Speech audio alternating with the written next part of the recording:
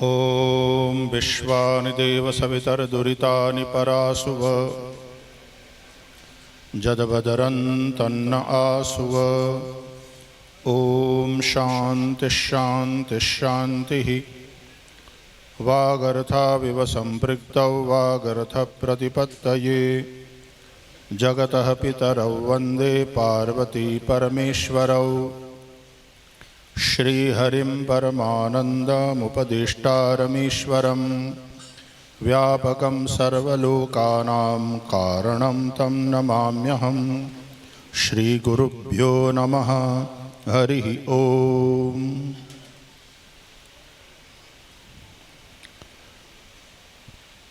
भगवान चंद्रमौलीश्वर और प्रभु श्री हरि की कृपा से आज हमने सबने मिलकर के श्रावणी उपाकर्म विधिपूर्वक संपन्न किया।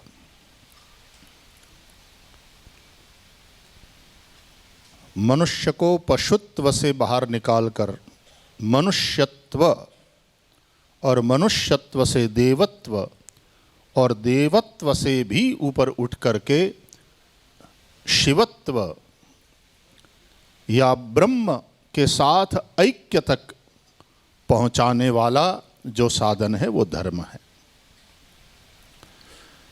धर्मेण हीना पशुभिः समाना। यदि जीवन में धर्म नहीं है तो मनुष्य भी पशु ही है और पशु ही रह जाएगा। अतः हमारे सनातन वैदिक धर्म की परंपरा के अनुसार जो द्विज है, जो यज्ञोपवीत धारण करते हैं, वे निरंतर अपने साथ देवताओं और ऋषियों की सन्निधि निरंतर है, ये अनुभव करते हैं।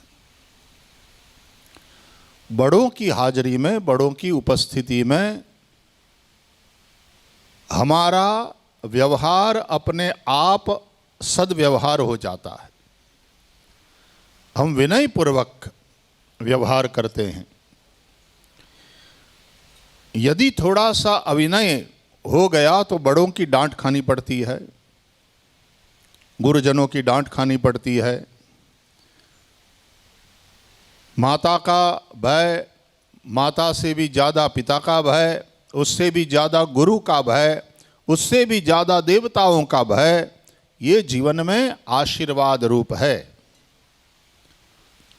वो भय भी जीवन में आशीर्वाद रूप है जो हमको गलत करने से बचाता है, जो हमारी रक्षा करता है। तो हमेशा हम याद रखें कि ये यज्ञोपवीत ही नहीं है, ये ब्रह्म सूत्र ही नहीं है। इसमें नवतंतुओं में हमने नव देवताओं का आवाहन पूजन किया है। इसकी 3 ग्रंथि में ब्रह्मा विष्णु महेश का हमने आवाहन किया है। इन देवताओं की सन्निधि सतत मेरे साथ है। मेरे प्रत्येक कर्म के, मेरे हर व्यवहार के वे साक्षी हैं। ये जागृति, ये बोध निरंतर होना चाहिए। और तब बहुत जो न करने योग्य कर्म है उससे हम बचे भी रहेंगे और करने योग्य कर्म में हमारा प्रमाद नहीं होगा।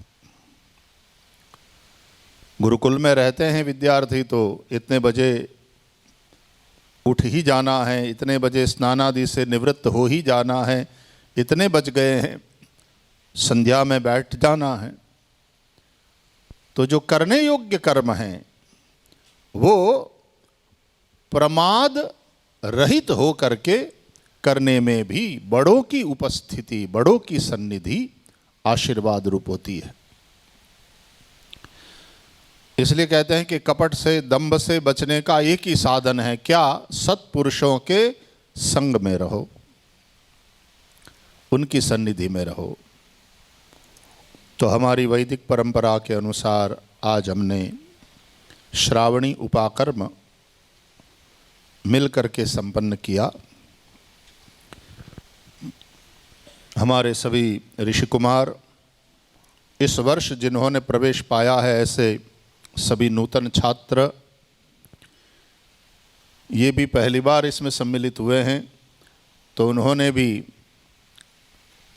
एक नया अनुभव, जाते होंगे वहाँ पर भी, भले ही यज्ञोपवीत धारण नहीं किया होगा तब भी अपने पिता के साथ, चाचा के साथ, दादा के साथ, कभी श्रावणी उपाकर्म गांव में हो रहा है या समीपवर्ती किसी तीर्थ में हो रहा है, मंदिर में हो रहा है, तो वहाँ गए होंगे। लेकिन तब कुतूहल कुछ और होता है, हमारा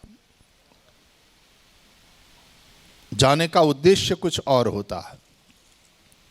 लेकिन अब यहाँ सांदीपनी में श्री हरि की सन्निधि में जब आए हो तो पूर्णतया हमारे अंदर वह ब्रह्मत्व, हमारे अंदर वह विप्रत्व जागृत हो। इसलिए ये सारे कर्म, नित्य और नैमित्तिक कर्म, हमको बिना प्रमाद के करना है, करते रहना है। सांदीपनी, वशिष्ठ इत्यादि सप्तर्षियों का आशीर्वाद इस प्रकार के वैदिक कर्म से हमको प्राप्त होते हैं। हमने सप्तर्षियों का भी पूजन किया, पितरों का हमने तर्पण किया, इसलिए हमारे बड़े यदि वे उपस्थित हैं तो, और यदि स्वर्गस्थ हो गए हों तब भी उनका आशीर्वाद हमें प्राप्त होता रहता है। हमने देवताओं का पूजन अर्चन किया, याद रहे हम निरंतर दैवी शक्ति से घिरे हुए हैं, और शक्ति तो यही है, यदि दैवी शक्ति से घिरे हुए नहीं रहोगे तो आसुरी शक्तियाँ तुम्हारे आसपास मंडराएगी। उन आसुरी शक्तियों के बहकावे में आकर के न करने योग्य कर्म हम करेंगे। अतः भाई, या तो तुम्हारे आसपास प्रकाश है या तो तुम्हारे आसपास अंधकार है। यदि सूर्य नारायण है तो आसपास प्रकाश है, और सूर्य नारायण अस्ताचल में चले गए तो आपने रात्रि में या तो कुछ दीप जलाया, चाहे वो बिजली वाला हो चाहे वो परंपरागत हो, तो उस उजियारे में आपने काम किया, और जैसे ही अंधकार हुआ तो वो सोने का ही काम होता है। तो उठ जाग मुसाफिर भोर भई, ज्ञान के प्रकाश में निरंतर हम जागृत होकर के अपने लक्ष्य की सिद्धि में लग जाते हैं। ज्ञान का प्रकाश है तो हम मनुष्यत्व को उत्तरोत्तर ऊंचाई की ओर ले जाने के प्रयत्न में लग जाते हैं, और अंधकार है, अज्ञान है, तो आसुरी वृत्तियों से घिरे रहेंगे, और फिर काम एष क्रोध एष रजोगुण समुद्भव महाशनो महापाप्मा विद्येन मिह वैरिणम। वो जो गीता में पूछा अर्जुन ने, अथ केन प्रयुक्तोयम पापम चरति पुरुषः, उसके जवाब में भगवान ने ये वचन कहे हैं। अतः निरंतर हम अपने साथ देवताओं की सन्निधि अनुभव करें। है ही है, देखो देवताओं की सन्निधि यही है, देवता दूर नहीं है, भगवान दूर नहीं है, लेकिन उस सन्निधि को हम अनुभव नहीं करते।